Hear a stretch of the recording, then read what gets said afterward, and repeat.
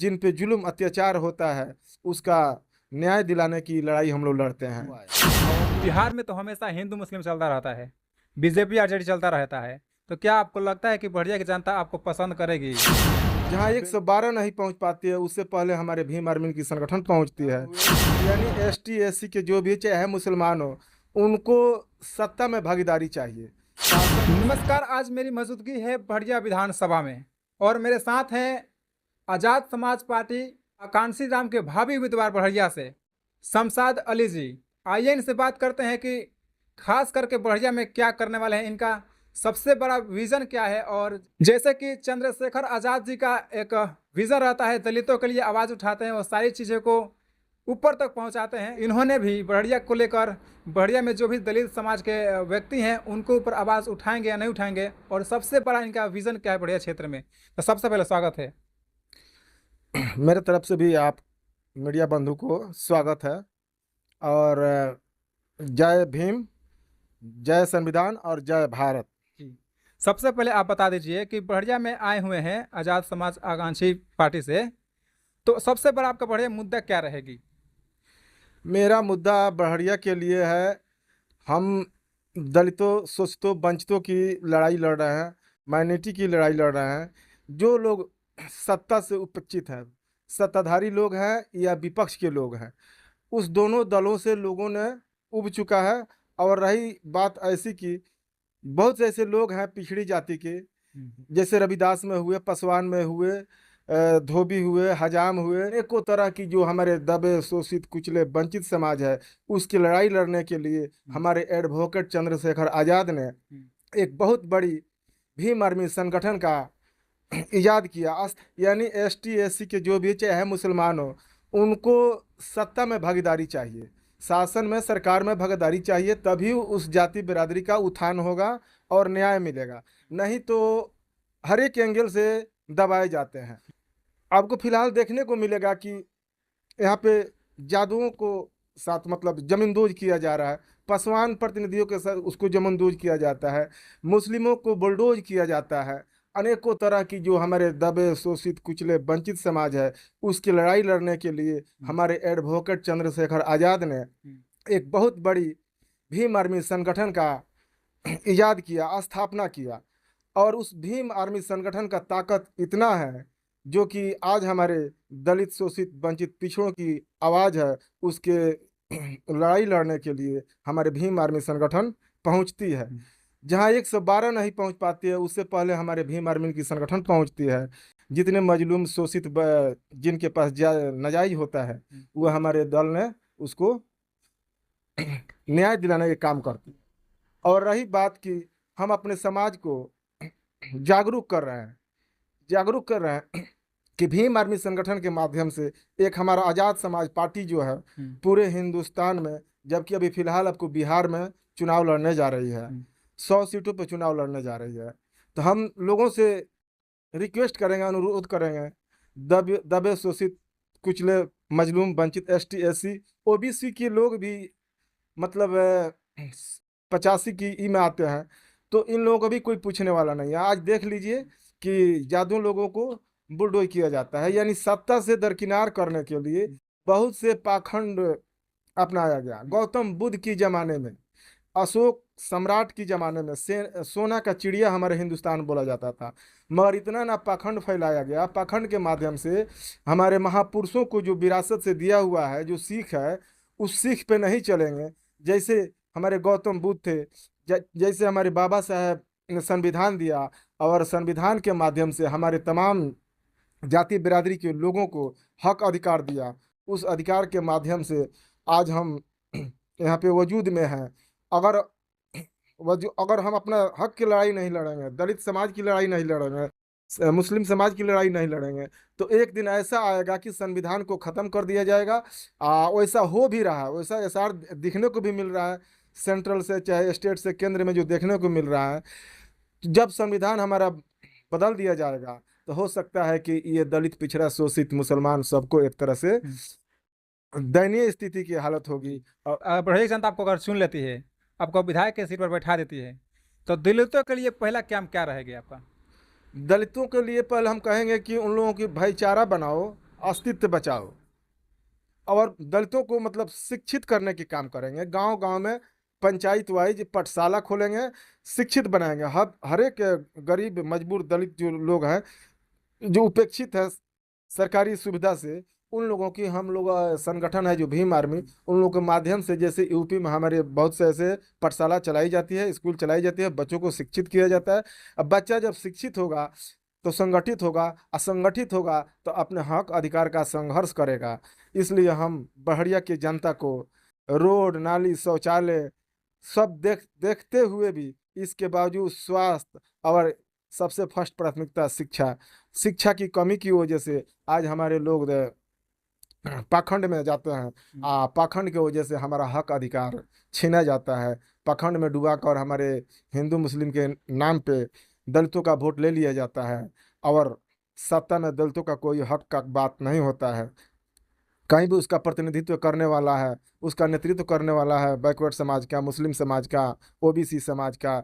आज उठा कर देख लीजिए कि उसको बुलडोज किया जा रहा है, उसको जमींदोज किया जा रहा है। आए दिन घटनाएं हमारे बिहार में हो रही हैं। अच्छा, जैसे कि तमाम पार्टियां हैं, जैसे कि योजना ला रही है कि माई बहन योजना में हर माह 2500 रुपये देने का, जो जी 25% बिजली बिल माफ़ कर दे रही है, तमाम ऐसे योजनाएं दे रही हैं। महिलाओं के लिए 10,000 रुपया रोजगार करने के लिए दे रही है।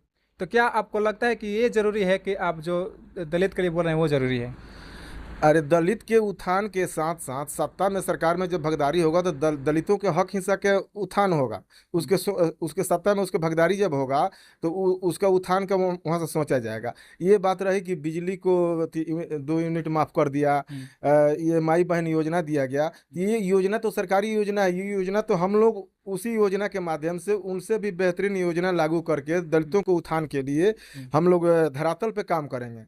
जब तक हमारा हिंदुस्तान के दबे कुचले निचले तबके के लोग, उनका उत्थान नहीं होगा, बराबरी तक नहीं आएंगे, तब तक हमारा हिंदुस्तान विकसित राष्ट्र नहीं कहा जा सकता है। लोग झूठे माहौल बना रहे हैं कि विश्व गुरु हिंदुस्तान, विश्व गुरु हिंदुस्तान में हिंदुस्तान किस स्थिति से चल रहा है।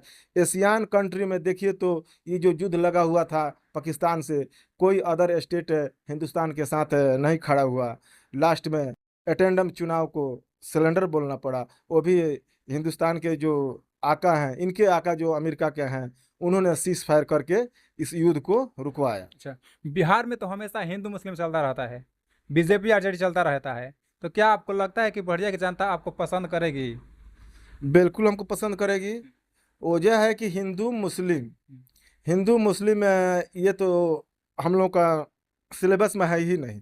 हम लोगों के दबे कुचले शोषित वंचित इन लोगों की हक अधिकार की लड़ाई हम लोग लड़ते हैं। और रही बात कि ये गौतम बुद्ध का धरती है, अशोक सम्राट का धरती है। हिंदू मुस्लिम तो बाद में आए लोग। जैसे मोहम्मद साहब की शहर गल्फ कंट्री होता है, सऊदी होता है, एक महापुरुष कहिए या हम लोगों की मुस्लिम बिरादरी में उनको नबी कहा जाता है।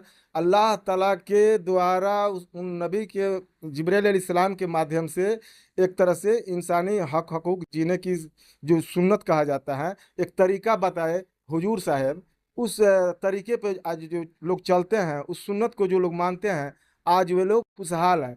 यहाँ की तरह जो गरीबी, बेरोजगारी, मजबूरी नहीं है जो कि नेपाल में है, जो श्रीलंका में है, गल्फ कंट्री जहाँ भी है। हम लोग के जीने खाने के लिए संसाधन वहाँ पे है।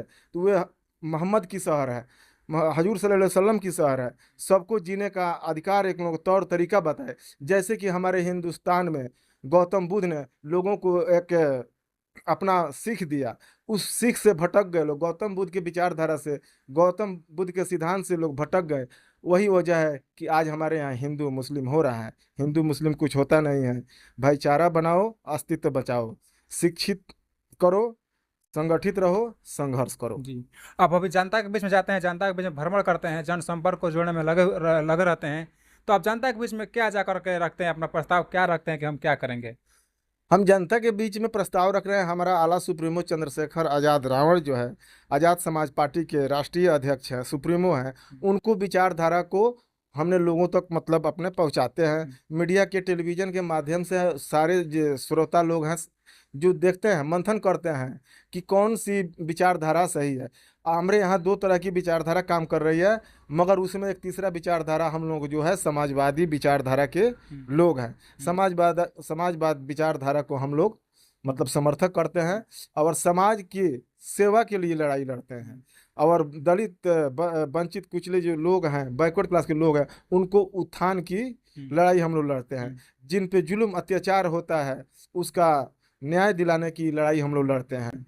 और ये सारी सुविधा, सुख सुविधा व्यवस्था जनता को देने के अगर हम लोग सत्ता में आ जाएं तो इस सब हम लोग सिस्टम को दुरुस्त करेंगे। अच्छा, जो लोग 5 किलो राशन ले रहे हैं और सरकार का हर एक योजनाएं ले रहे हैं, लेबर कार्ड पर 5 रुपये ले रहे हैं, तो क्या आपको लगता है कि ये बदल सकते हैं तो कोई दूसरी पार्टी में आ सकते हैं? बिल्कुल बदल सकते हैं। ये 4 किलो जो अनाज है ना, ये जेहन से अपाहिज बनाया जा रहा है।